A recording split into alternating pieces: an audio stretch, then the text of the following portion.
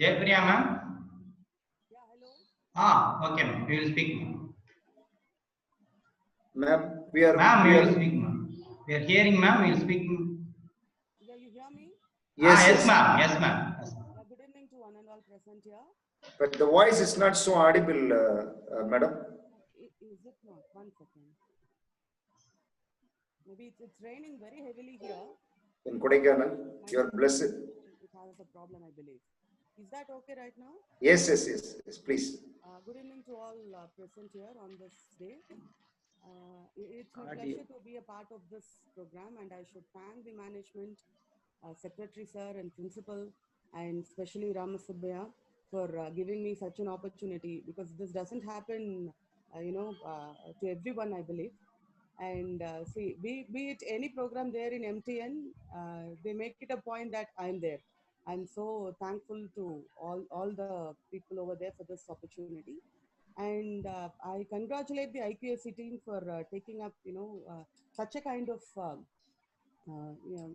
initiation to bring up very eminent persons to do a webinar of this kind. From day one, the expert who spoke on criterion 6 and the other stuff regarding to NAC preparation, it was very, very, very useful, especially to me, I should say, because we are in the verge of applying for the NAC, and we are appearing. And so that was very easy, and yeah. Yes. The short term and long term, Madam, and what kind of, how proactive should the IQAC be, and all the... But I can't. Hello. Hold. Akka, you please go ahead. Go. No, madam has come in. Madam has come in. You please go ahead. No problem. I can't see. I can't see. Okay, I can't see anything on the screen. Okay. Madam, Kavita, madam, you please. Can you hear Ramu sir speaking? ARS sir speaking. Yes, please prepare. Are you ready with your I am ready with PowerPoint? Yes. I am ready with PPT now. Ma'am? Okay. Ma'am, can you listen to us? Can you hear our voice? Yes, I can. Hello? Yes, madam. Okay. Madam, please, Kavita, madam, you please share the screen. Okay. Ma'am, don't get tensed. Be relaxed.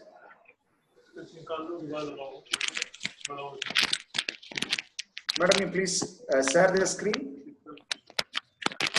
I shared the screen, ma'am. But it is not visible here. It is not visible. Wait. Madam, Urvashi, madam, can you see us on the screen? Yes. No, please be sorry, relaxed. Please be relaxed. Yeah, I can't see anyone on the screen. My screen is all blank except for my picture on a corner. Achoo. But you are visible here. You are beautifully visible here. Don't get tensed. Thank you. Hello, ma'am. Yes. Yes. Speaker, ma'am, can you see the right side button top? It says speaker view or grid buttons. Switch gallery view. It says. Yeah, click that. You can see all, ma'am. What? Click that gallery view. That gallery view. Gallery view. Click that gallery view. Okay. Yeah. I just did. Can you see us all? Can you see us? Yes, I can see. I can see all of you. Thank you, ma'am. Very kind of you. Very kind of you. No problem. Don't be panic and take. Thank you. Yes. Take rest for 2 or 3 minutes, and meantime I'll introduce you. And thank you. Madam, Kavita, madam, can you share the screen, please? Wait a minute, I will. Please, rest of the people, Suresh and Suresh, Vimala, and Sophia, please take care of the audio. Disable audio, please. Okay, sir.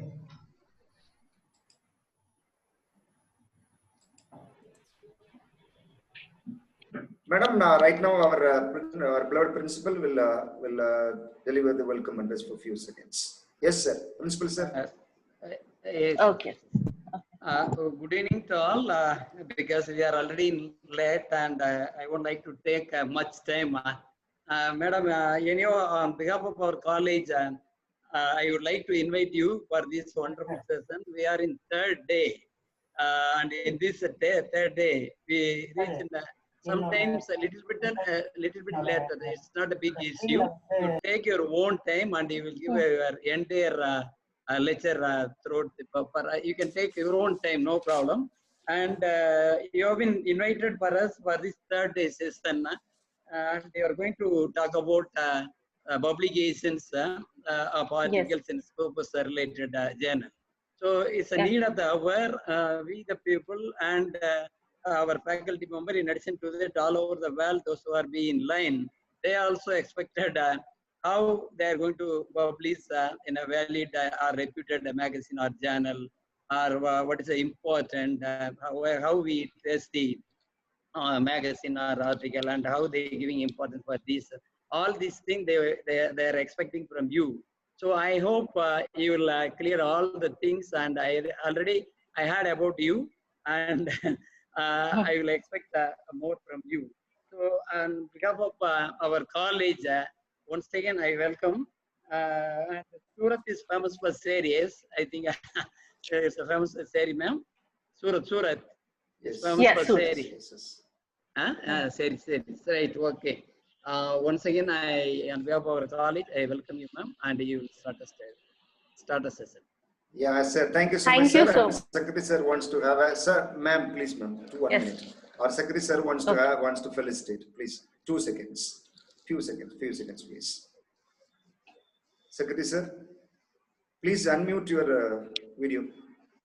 Sir, the audio. Hello. Yes, sir. Good afternoon, madam.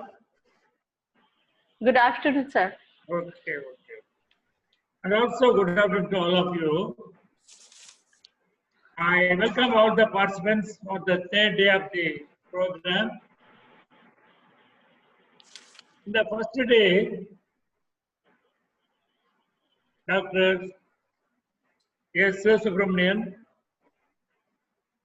former VC of Bharathiyar and Noorul Islam Universities, explained about the importance of NAC, the role of IQAC, management, individual faculty responsibility in detail. He also listed out the points for NAC preparation. The second day, we had a wonderful presentation of Dr.Surendrasinh Gohi about research ethics. He gave plenty of ideas about research scenario around the world.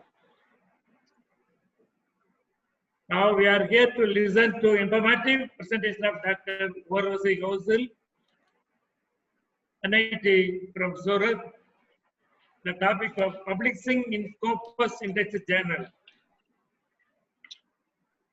I have full scope that our presentation will enlighten the ideas of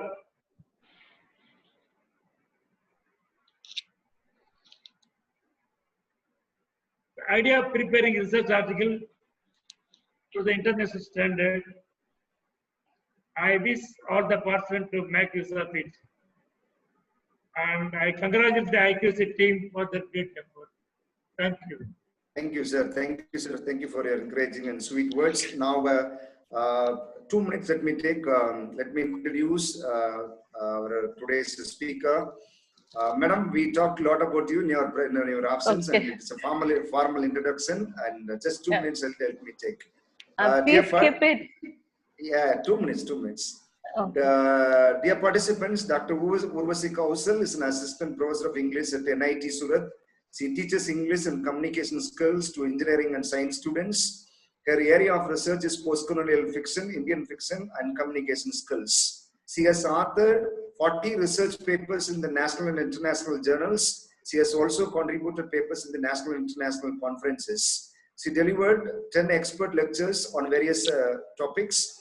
She has successfully guided 3 PhD scholars and is currently supervising 3 more researchers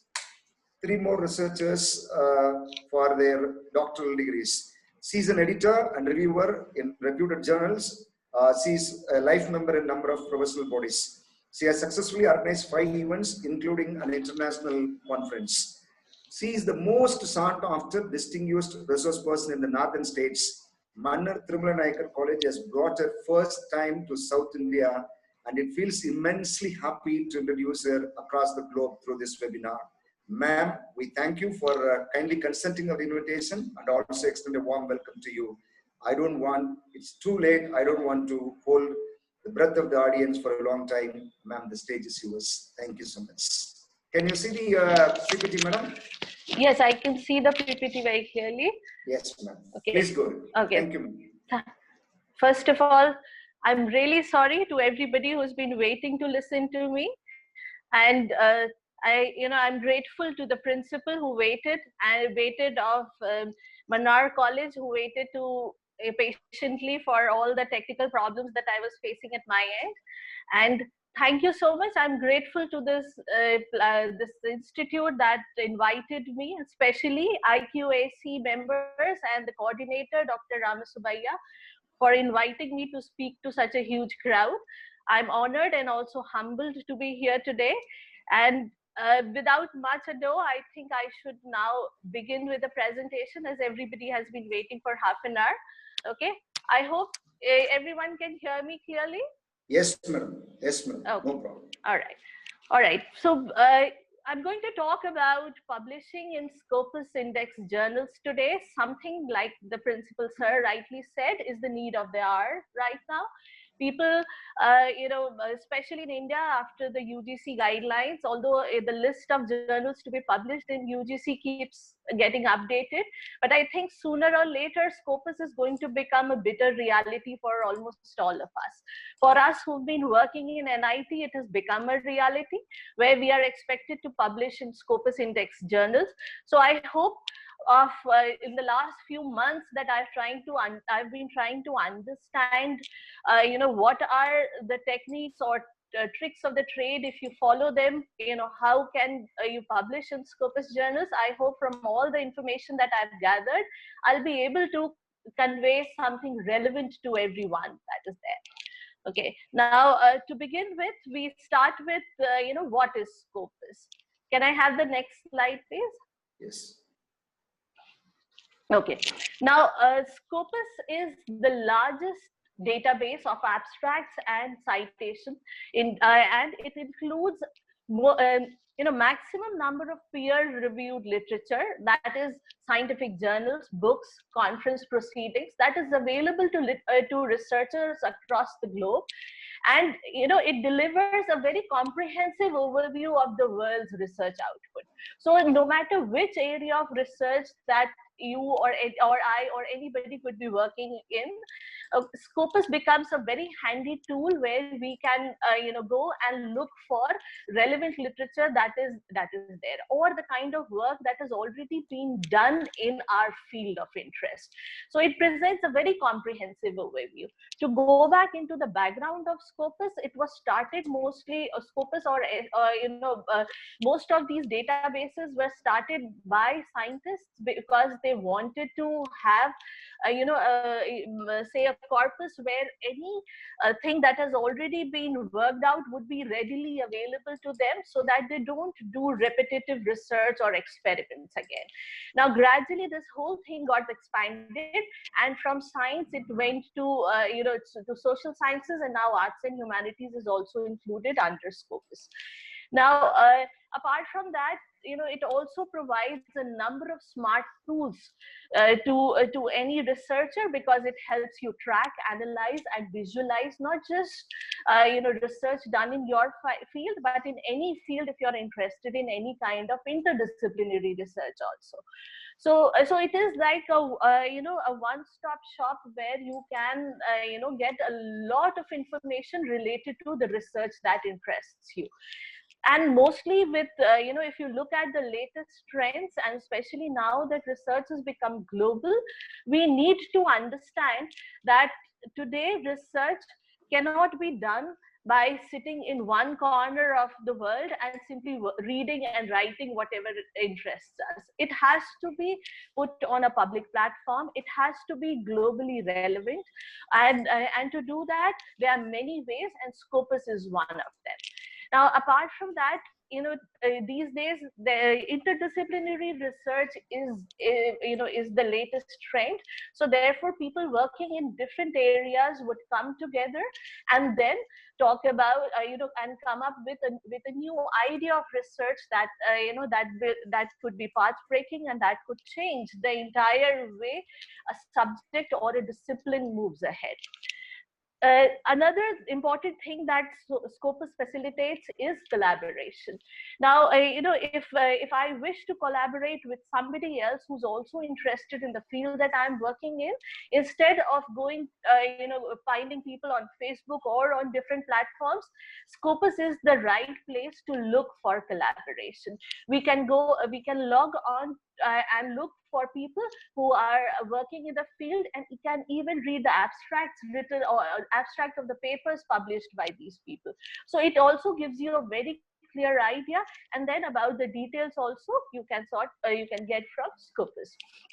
Next slide, please. So coming back again, this is the Elsewhere site that tells you all the facilities that Scopus allows, and I've put in here, as you can see, it helps you identify and analyze which journal to read.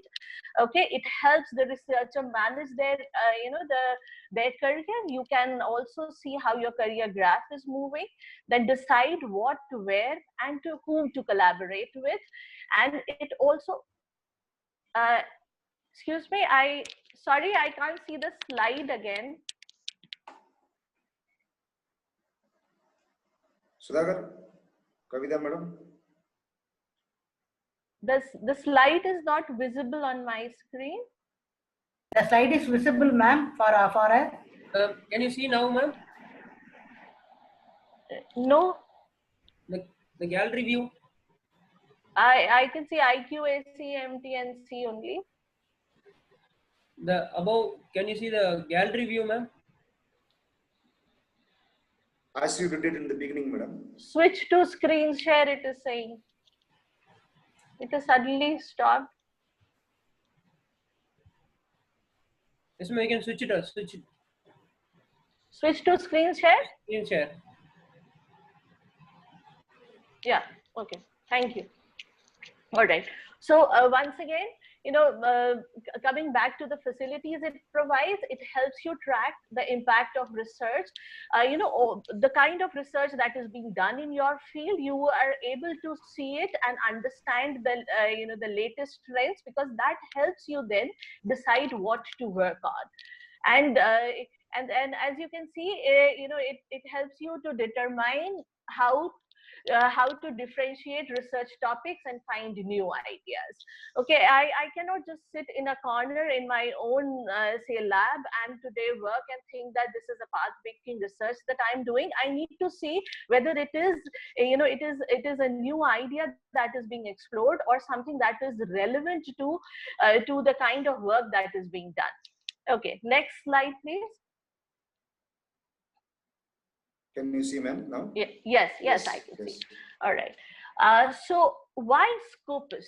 All right, why are all the authorities, whether it is UGC or MHRD, why are they keen that we publish on Scopus?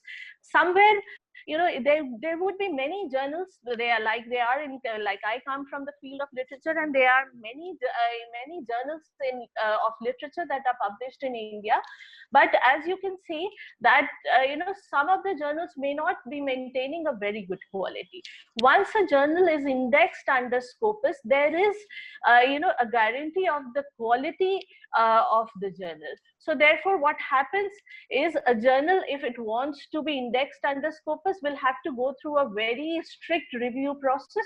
And if, once your paper is published in a Scopus index journal, you can be very sure that the formatting, you can be very sure that the quality is very good. Okay, the quality is maintained by almost all the Scopus journals, as for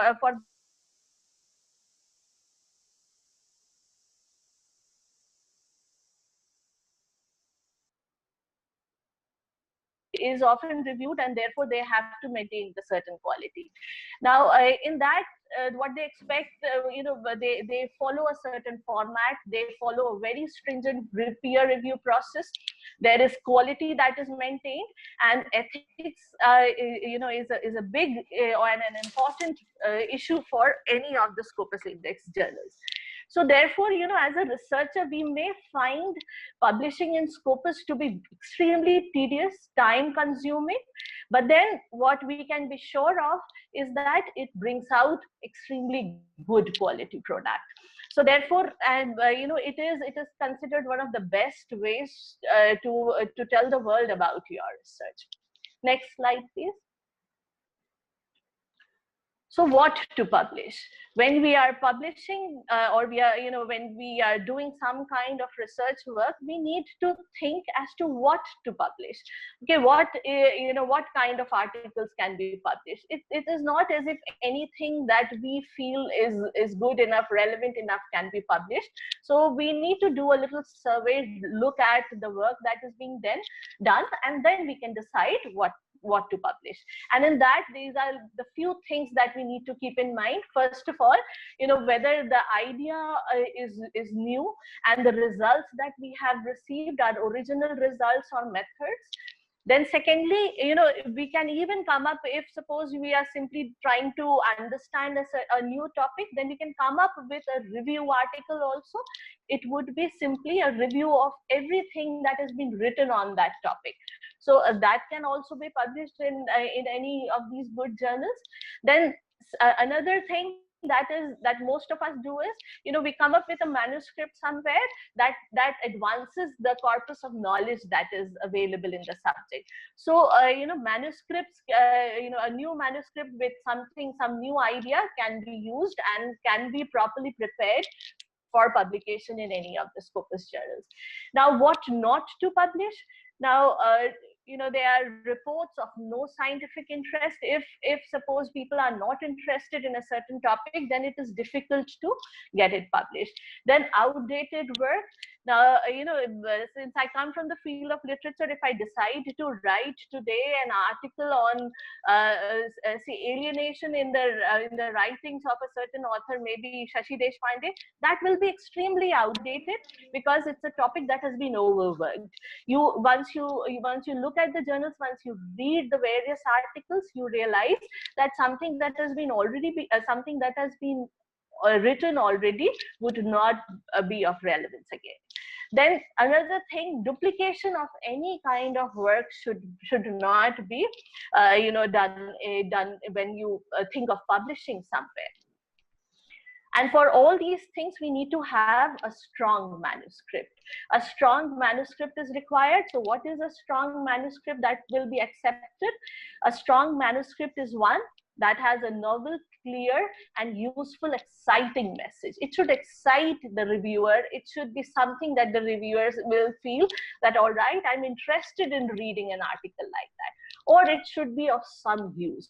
Okay, a new method, something, a finding that has not already been done. And it should be presented and constructed in a very logical, clear, logical, lucid manner, so that the reviewers do not have to reread a paper again and again. We need to understand a very important thing is that the reviewers and the editors are extremely busy people. They are mostly scientists and academicians who do all these things without any honorarium paid to them. So therefore, we need to make it easier for them to read, understand, and grasp the significance of whatever we have to say. Next, please.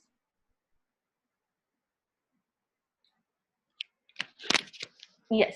So how to get published? I think this is the reason why most of the people here are listening to me.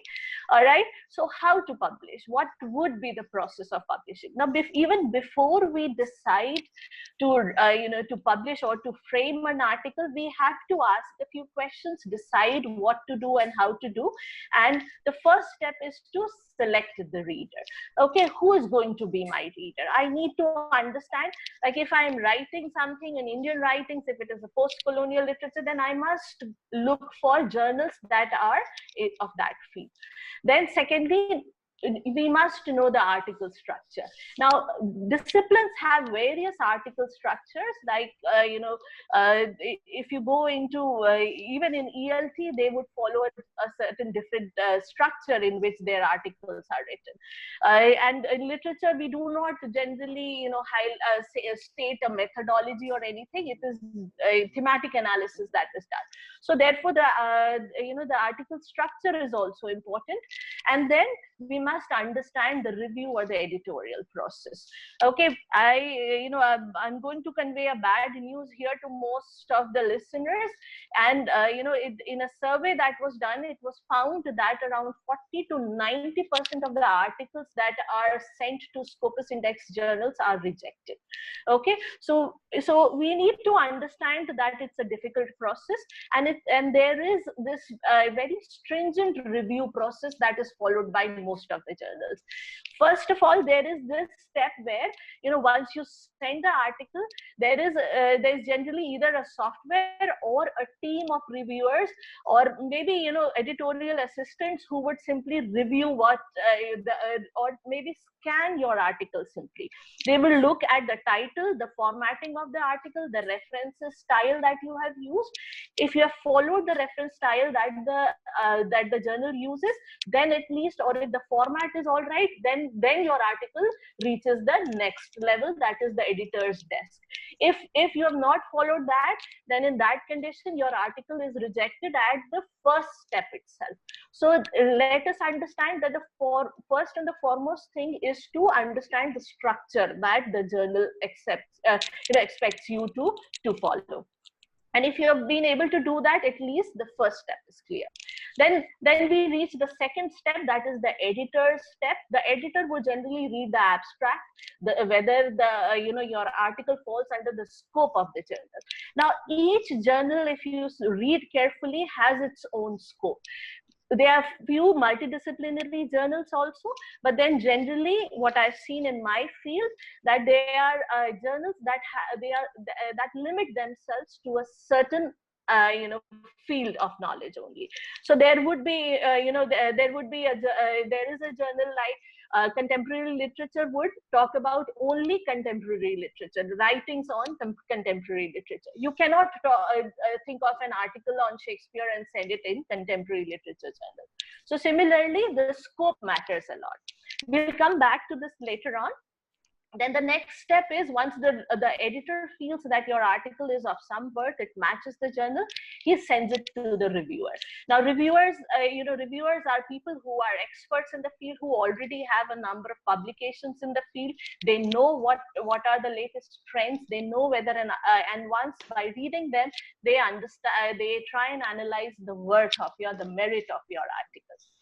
And this is the review process followed by Willy publications. You can see, once you submit the author, once you submit the article, it goes through a certain step, and it depends whether it can be rejected at 3 or 4 stages also. So it, it is upon us to understand the entire expectation of the journal and then make it accordingly. Next, please. So once, if I have decided that I wish to work in a certain area, and I have maybe a vague idea of what I want to write, then I start by gathering information. I must browse through a number of journals and look for the latest trends that is being followed. And once again, Scopus is of great use here because it helps you go through a number of journals, read their abstracts, read what is being published. So you come to know what is the latest trend.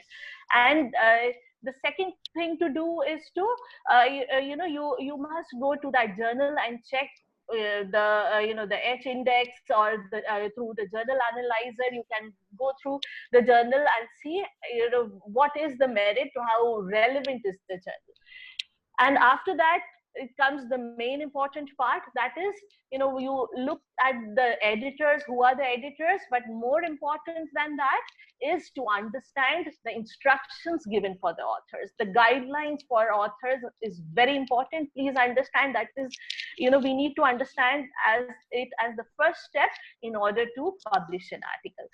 Then another important thing is the publication fees. I know there are many journals, even indexed under Scopus, that ask for publication fees, but please understand, any authority or any body would consider a paid journal to be of less merit than an unpaid journal. And as I talked about scope of the journal, scope of the journal, that is the theme that it follows, is very important. Now, we need to do all these groundwork before we even start compiling our articles. Now, and the best way to select a journal, if I've come to know that, all right, in the contemporary literature and post-colonial writing, these are the various journals where I have an opportunity to publish, then I can start by looking at the various things. That is the journal peer-reviewed? I must see whether it is peer-reviewed or not. Although in Scopus, I think maximum journals are peer-reviewed.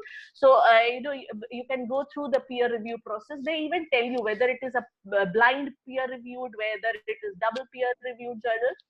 And then the next thing to do is also to see as to how much time the journal takes to publish your article. I've lost a lot of opportunity by sending my articles to journals that take more than 2 years to respond. And so many times after 2 years, you realize that probably that journal is not even considering your paper at all. So in that condition, I feel that, the idea becomes stale. Your innovative or new idea loses its whole interest. So it is important that you check as to how much time generally a journal takes.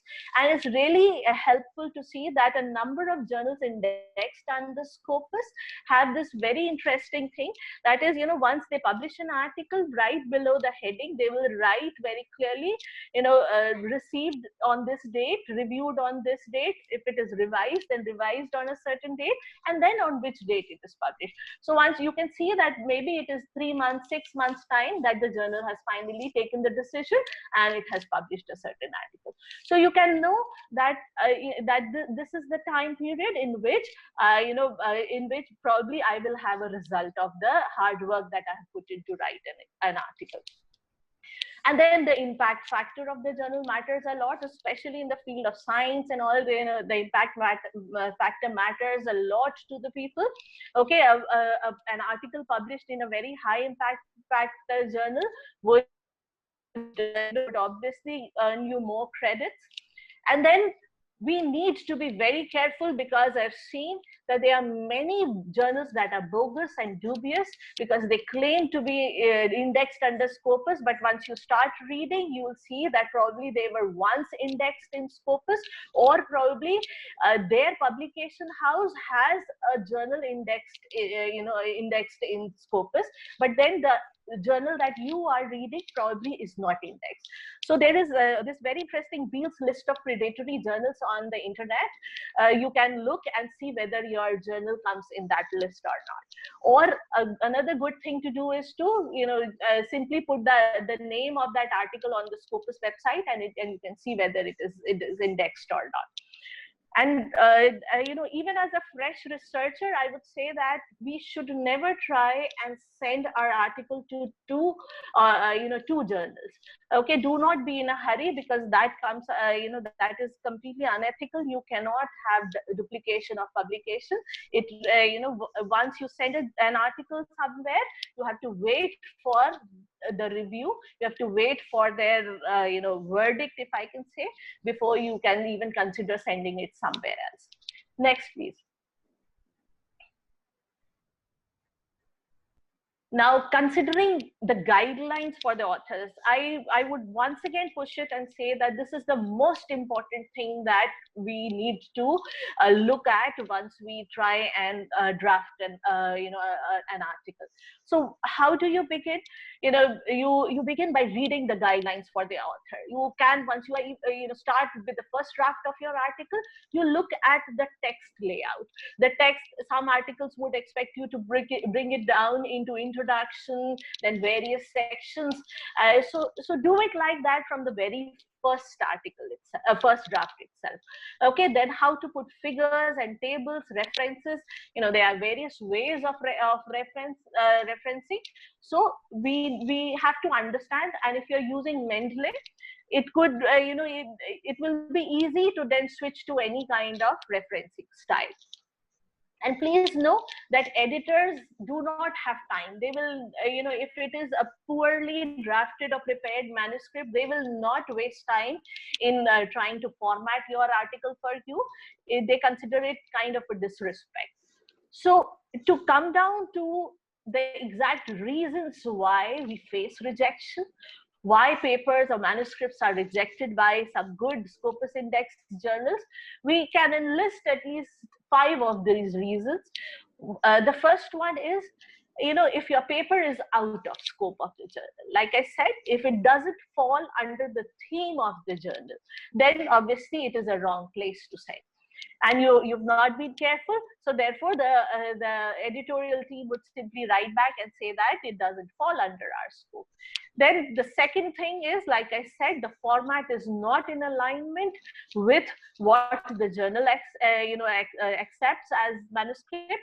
Then once again they would reject, and that is mostly done by softwares or the junior editors.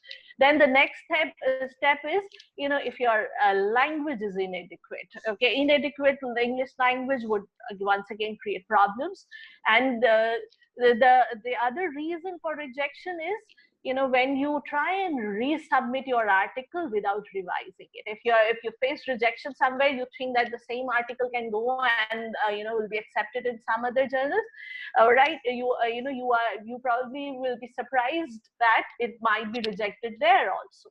And sometimes, as it happens, that the same reviewer may be working in for the other journal also. So if you have not revised and if you have not followed his suggestions, he will read your article again and and say that and might send the same remarks. And a very important thing that is unacceptable is plagiarism. Now, plagiarism and any kind of unethical practices is unacceptable to most of these journals. We'll come back to it later on. Now, first of all, language for publication. Please know that language cannot be compromised, and therefore we have to be careful with the common errors that we as non-native speakers of English language make. That is, the sentence construction has to be right. Tenses that we use should be correct. Spellings have to be correct. We have often seen in various drafts also, in one page people write some spelling, on the very second page the spelling changes. Okay, so there's no scope for error. Please be very careful with it. And obviously all the other grammatical errors cannot be overlooked. We can, if there is a problem, we can use softwares like Grammarly.com, okay, that can help you improve on the language that you are using. Now, these were the things that generally lead to rejection in Scopus, and how we need to be careful when we are preparing our article, and what should be our approach while we approach when we decide to choose a journal to publish in. Now, coming to the particular structure of a research article, mostly, although it is not say full and final for almost all journals, because according to discipline it changes a little bit, but this is generally the structure of any kind of scientific article that is written. I have with me here a layout where you can see that the first part is generally the formality part, which includes the title, author, abstract, and keywords. We'll discuss each one of them separately, and what are the things we need to be careful of when we are writing a paper. Then the main body of your article begins with the introduction, where you answer why. Why are you trying to write on this topic? Why is it relevant? Okay, and what is the research question that you have? The second part is the method, that answers how you did that, how you conducted your research, what were the tools you used for research, and what were the techniques that you used. Was it a particular theory you tried to apply? All that is stated here in the method portion. Then the third part is the results. Okay, so using the methods, having a certain idea in mind, once you move towards result, you show what you have derived, what have you arrived at, whatever, and it is mostly put in tables and figures for scientific articles. Then how the results derived is put in discussion. Okay, so how you came to a certain conclusion, all that is put in discussion, and sometimes conclusion is put in separately. The last part is the reference, where you add the list of references. Please know that if you are targeting to publish under Scopus journal, you must be very careful that at least 20 references are required. If you are going below, say 10 or so, you have not studied the topic thoroughly.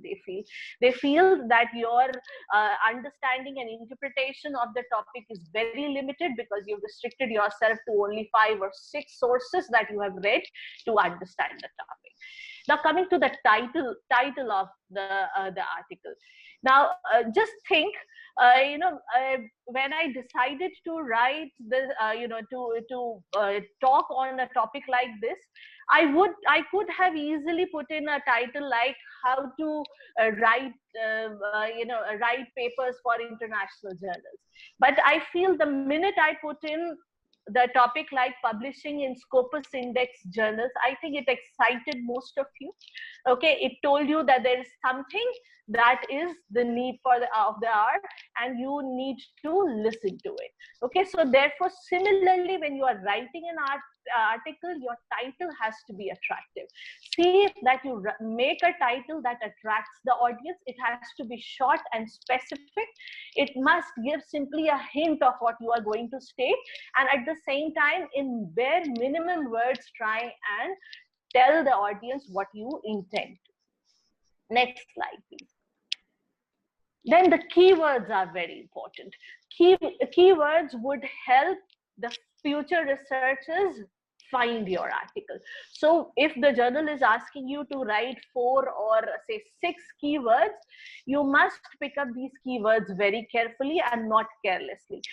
You must find keywords that will, once they search and maybe probably put these keywords in Scopus, they will be able to find your article. A good way to do a practice of this could be, the keywords that you have in mind, you put it on any database and you try and search for papers. If you are able to find the papers through the keyword that interest or that is of your field, those papers, if they come in the search, that means those keywords are the right ones to put. So even you should put such keywords that will be relevant and that would help people find your paper. And I think this is one of the biggest reasons that that all Scopus index journals expect you to write around 6 to 8 keywords there. Then the next, can I have the next slide, please? Yeah. Now, abstract is very important because abstract is not just for the reader. It is important at three levels. Number one, it enables the editor to take a decision. The editor probably will not read the entire article. He or she would go through the abstract of your article, and afterwards he will decide whether it falls in the scope of the journal, and if there is some merit, he would send it to the reviewer. If not, he would reject the article at his level itself. Then at the second level, your abstract will help the readers identify the theme of the paper. As most of us who are doing research would do, we do not read the entire paper, we read the abstract first. And so therefore you read the abstract and you understand, all right, this is relevant to your research, and you go ahead and download the paper.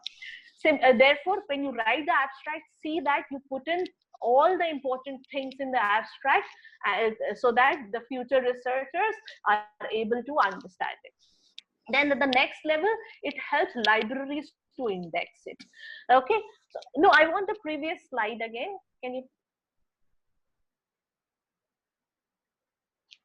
No, the previous one on the abstract.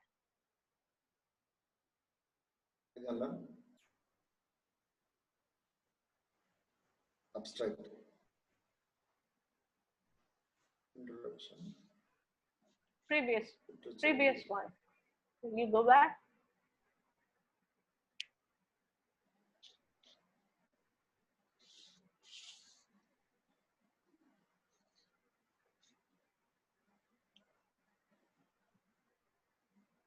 Okay, never mind. Can I have the introduction slide? Kavita ma'am, introduction slide.